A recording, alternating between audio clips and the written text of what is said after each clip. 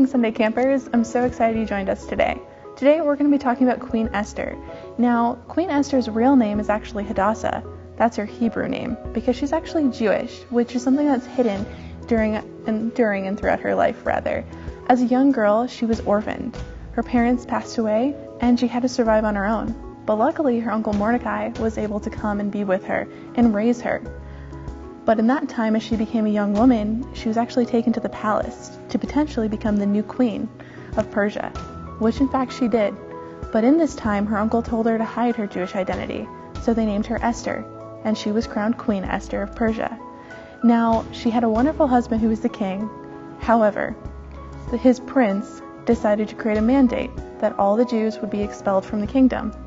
And that included Esther, though her husband the king did not know it, because again, she'd hidden her identity as a Jew. But the time came for her to take a stand and to do something. So in that moment, she had to decide, would she go before the king risking her life? Because this time, you did not go before the king without being summoned. And if you did, the punishment was death. So she was very scared. She didn't know what to do.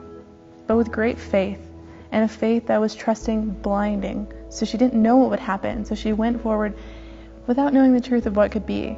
And that really shows that faith is believing without seeing. So she went forward, walking into court in front of everyone, especially in front of her husband, and her life was spared. And because of her action of courage and of faith and of going to protect her people, the Jews lived and were welcomed in the kingdom for generations to come. So today, what I would like you guys to do is create a really awesome scavenger course for yourself. And I want you to have string hanging up everywhere, make it really hard to get through. And when you do that, I want you to have a partner, blindfold your partner, and help guide them through the process. And when you do that, remember that God is always guiding you and walking with you, offering you the virtues of faith and of courage. Thank you so much for your time today, guys. God bless.